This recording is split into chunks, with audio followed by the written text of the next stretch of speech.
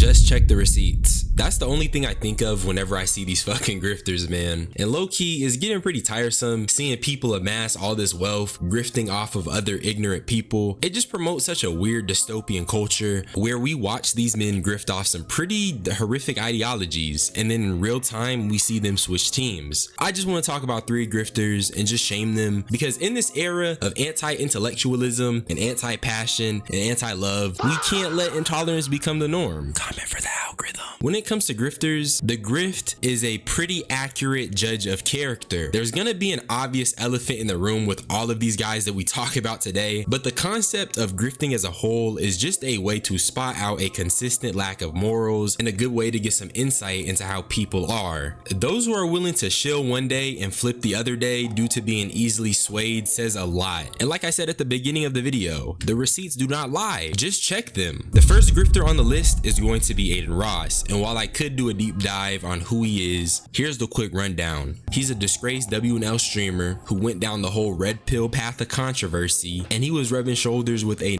like Nick Fuentes while growing an audience that's basically the embodiment of Venom. He went the edgy route after collaborating with various black content creators after profiting off of black culture and black art. He did this after positioning himself into such an intimate spot in the space. He decided to sell out to a bunch of bigoted grifters, and I think that's pretty lame. That definitely says a lot about his character, but this is his recent take on the Epstein files. I don't care. I mean that to everybody.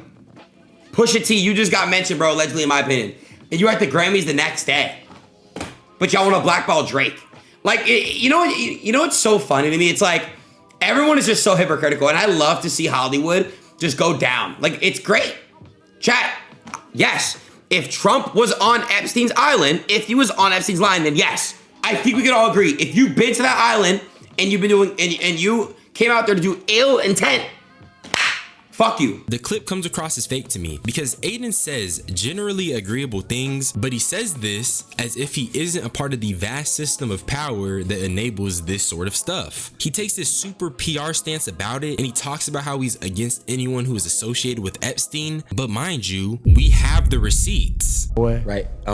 You know, Mr. President, I do want to say, first of all, you took a bullet for everyone in this room, everyone watching, everyone. The reaction that you gave, no other president is gonna do that. They're gonna either remain, you know, where they are. You are a brave man. You stood up and went like this. Get off of your knees, dude. Niggas gonna say I'm conspiratorial for it, but if that assassination was true, why is Trump's ear still intact? But even if the assassination attempt was real, I just don't understand glazing the same dude who has a very public relationship with the country's most prolific sex offender. It's just mind-boggling how Adin can be someone who directly helped Trump's influence in media and then talk about disavowing him due to his connection with Jeffrey Epstein. Adin is a grifter and a sellout. It's that simple. And here's another thing with Adin. When he was beefing with Doechii, you can see the same type of switch. He started out disrespecting Doechii constantly, and then eventually people peeped that a white man was getting too comfortable, and he eventually ended up getting corrected into donating. A lot of the black small businesses. So I'm gonna explain what I'm doing, chat, because, you know, a lot of people think, and I'm not doing this because I'm racist. I'm just trying to prove a point here. That these people that want to fight so hard about certain shit, why don't you guys do anything good for where you come from? I give out $100,000 to my city. I'm going to give out $100,000 to a lot of other people's businesses and stuff. Why can't they do it too? Why not? You know what I mean? It rubs me the wrong way. Why not? You could say these things, you know, but actions speak way louder than words. I think we could all agree. And activism exists beyond donations. If Adin really cared about these issues, he wouldn't be an active cog in the machine that opposes the stuff that he's now saying. That's what this is all about. These people exhibit a shaky character and morals that align with money. They're a bunch of rats looking for cheese. You just gotta spot them, and you have to spot them because these are prominent voices in social media. It just makes me wonder, why are the blind leading the blind, basically? Let's talk about Andrew Schulz. And I never really expected to talk about this guy. All I know is that he's a white comedian in a space around black culture, but their comfort in our spaces always leaves me a little on edge, because why did he allude to Kendrick? But it is crazy. But I need Kendrick. I need you to do it, Kendrick. You want to squabble up with Kenny? No. I mean, here's the thing. This is the thing that is kind of funny about it. Is like Like, first of all, Kendrick's people and the gang affiliate, everybody, his security, they will kill me. They will destroy me. They'll find me in the street. They'll fucking cut me up. They'll shoot me. They'll do whatever. I'm not a tough guy. Y'all would do. But just Kendrick, I would make love to him, and there's nothing he could do about it. Just Kendrick Lamar, I would make love to him, and the only thing that he could do is decide if it's consensual or not.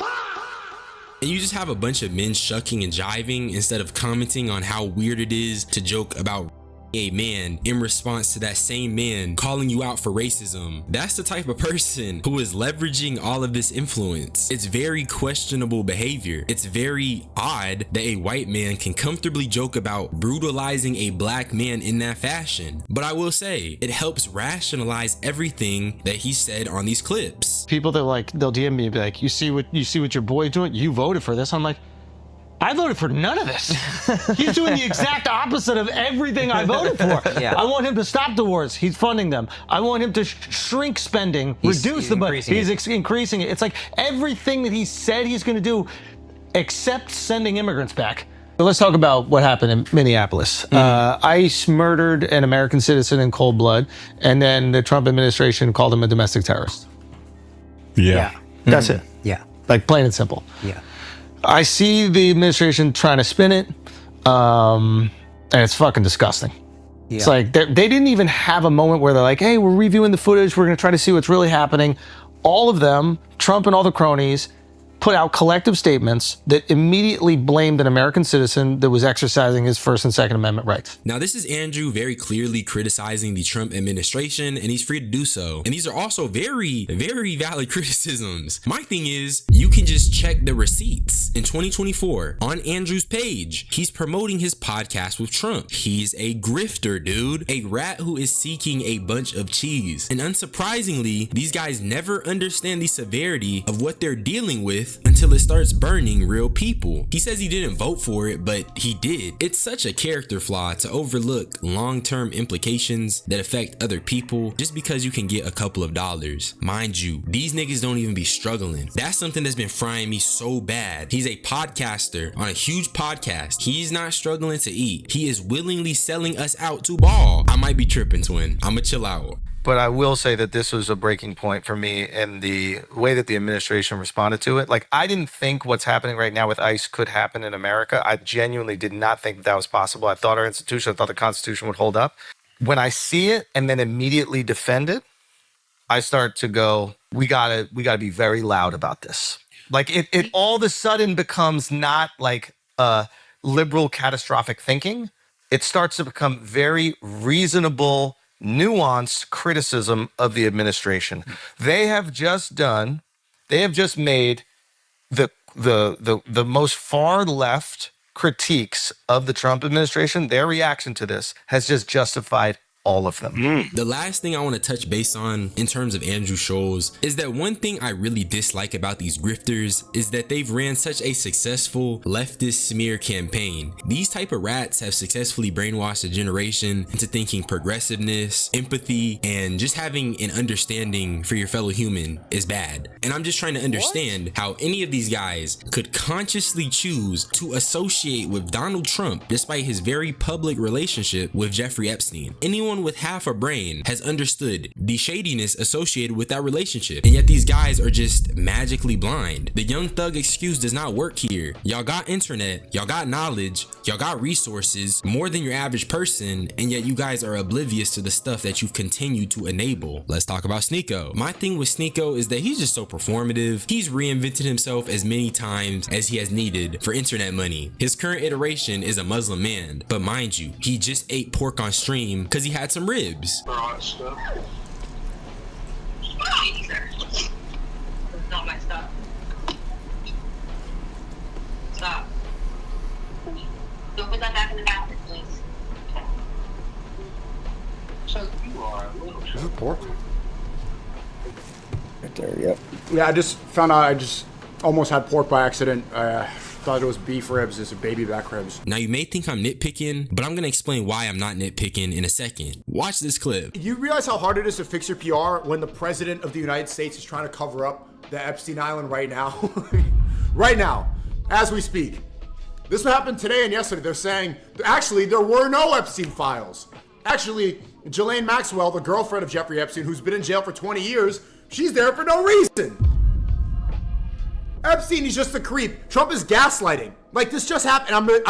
Maybe Elon Musk was right. Maybe Elon Musk was right that he was on that list. It's basically the same playbook repeated and copy and pasted from one person to the next. It's all the same with these rats. Somehow, the obvious must be made even more apparent for these guys. And then they start their critique of Trump / the administration. Blase, blase. But just check the receipts. This is Sneeko, Election Day 2024. You already know he's on his knees. And it's the same thing with this image. And what do I see? A grifter. If it wasn't Trump, it'd be someone else. So I don't want to just focus on Trump. I'm not trying to detract from the fact that this is a consistent character flaw that just happens to be exposed via the current administration. That's why I'm nitpicking Sneeko so hard. He doesn't have a personality outside of what's gonna get him bread and what's gonna look good. That's why he's accidentally eating pork on stream despite being a Muslim. My grandfather is Muslim. He's never made that mistake. Sneeko is capped out. But with that being said, grifters are agents of the anti-intellectualism epidemic going on right now, and we need to call these rats what they are because we can't let a lack of knowledge become the norm. Let's stop tolerating these intolerant fools. It's pretty tiresome. That's really all I had to say. Subscribe for more unsolicited opinions. Y'all niggas be blessed. I'm gonna get up out of here.